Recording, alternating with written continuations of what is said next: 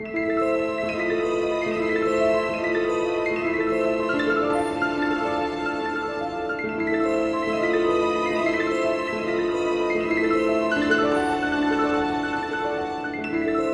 City of Oz, Professor Wogglebug. It did not take Dorothy long to establish herself in her new home. She already knew the people and the manners and customs of the Emerald City just as well as she knew the old Kansas farm. But Uncle Henry and Aunt Em had some trouble getting used to the finery and pomp and ceremony of Ozma's palace, and felt uneasy because they were obliged to be dressed up all the time. Everyone was very courteous and kind to them and tried hard to make them happy. Ozma, especially, tried hard, and she was confident the awkwardness and strangeness of their new world would wear off in time. The old people were chiefly troubled by the fact there was no work for them to do. "Every day is like Sunday now," declared Aunt Em, "and I can't say I like it. If they'd only let me do the dishes after meals, or even sweep and dust my own rooms, I would be happy. Henry doesn't know what to do with himself either. He tried to feed the chickens, and Billina scolded him for allowing them to eat between meals. I never thought it would be hard to be rich and have everything you want." These complaints began to worry Dorothy, so she had a long talk with Ozma on the subject. "I must find them something to do," said the beautiful ruler of Oz seriously.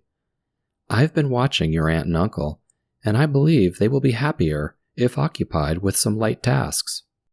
While I am considering this matter, Dorothy, you might take a trip with them through the land of Oz to visit some of the odd corners and introduce your relatives to some of our curious people." "Oh, that sounds great!" exclaimed Dorothy eagerly. "I will give you an escort befitting your rank as a princess," continued Ozma, "and you may go to some of the places you have not yet visited yourself, as well as some others that you know. I will outline a planned trip for you and have everything ready for you to start tomorrow morning. Take your time and travel as long as you want.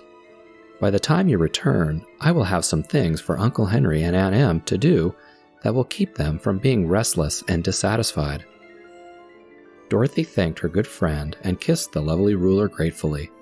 Then she ran to tell the great news to her aunt and uncle. The next morning after breakfast, everything was ready for their departure.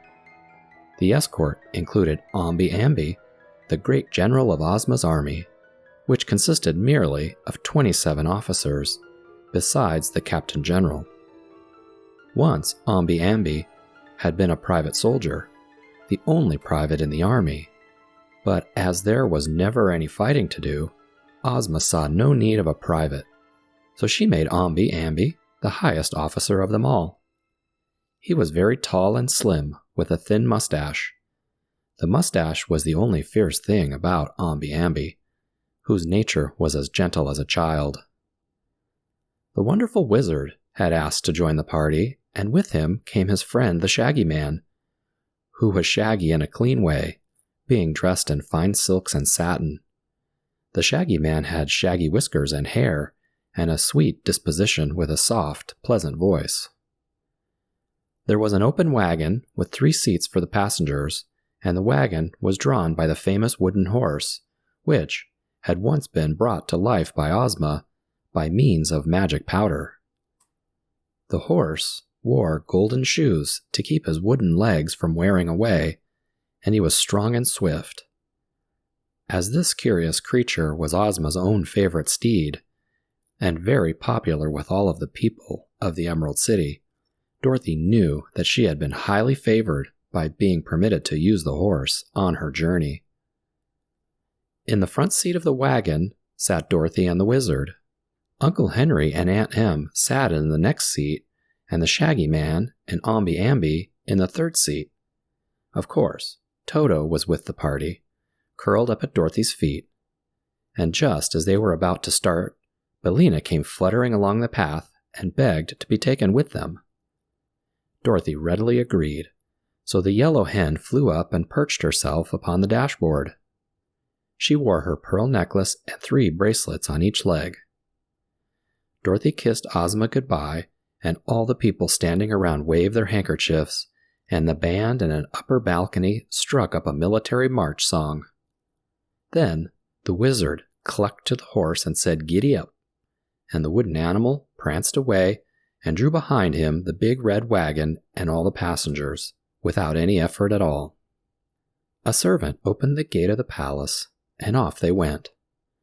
"It's like a circus," said Aunt Em proudly. As they passed down the street, all the people cheered and waved. The Shaggy Man, the Wizard, and the Captain General all took off their hats and bowed. When they came to the wall of the Emerald City, the gates were opened by the guardian who always tended them. Over the gateway hung a dull-colored magnet, shaped like a horseshoe, placed against a shield of polished gold. "That," said the Shaggy Man impressively, "is the wonderful love magnet. I brought it to the Emerald City myself, and all who pass beneath this gateway are loved." "It is a fine thing," declared Aunt Em admiringly. "If we had it in Kansas, I guess the man who held our mortgage on the farm wouldn't have booted us out." "Then I'm glad we didn't have it," returned Uncle Henry. "I like Oz now better than Kansas. For example, just look at that wooden horse pulling us. Can he talk, Dorothy?" "Yes, Uncle," replied Dorothy, "but he never says much. He told me once he can't talk and think at the same time, so he prefers to think." "That makes sense," declared the wizard, nodding approvingly. "Which way do we go, Dorothy?" "Straight ahead," she answered. "We're going to meet Miss Cuttenclip." "Oh," exclaimed the wizard, interested. "Are we going there? Then I'm glad I came. I've always wanted to meet the Cuttenclips." "Who are they?" inquired Aunt Em. "Wait until we get there," replied Dorothy with a laugh. "Then you can see for yourself. I've never seen Cuttenclips, so this is a first for me, too."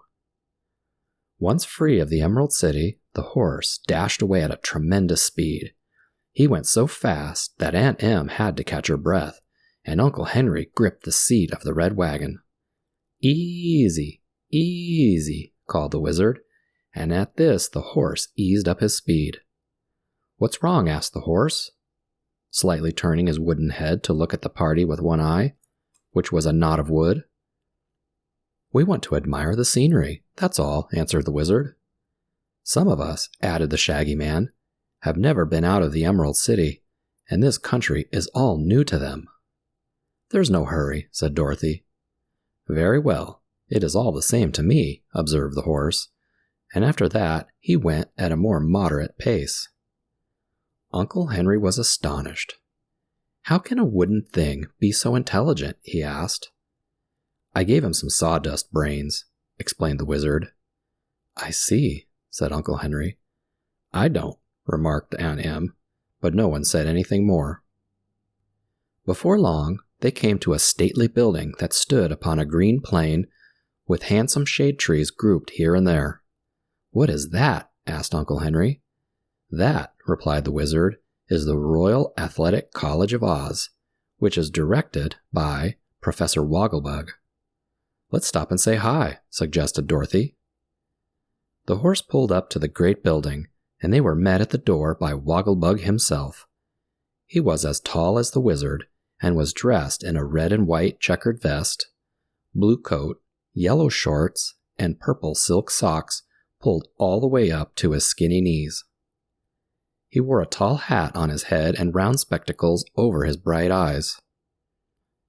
"Welcome, Dorothy," said Wogglebug, "and welcome to all your friends. We are indeed pleased to receive you at this great temple of learning." "I thought it was an athletic college," said the Shaggy Man. "It is, my dear sir," answered Wogglebug proudly. "Here we teach the youth of our great land scientific college athletics in all their purity." "What else do you teach?" asked Dorothy. "Do they learn reading, writing, and math?" "Oh yes, of course. They learn all those and more," answered Professor. "But such things occupy little of their time. Please, follow me and I will show you how my scholars are usually occupied.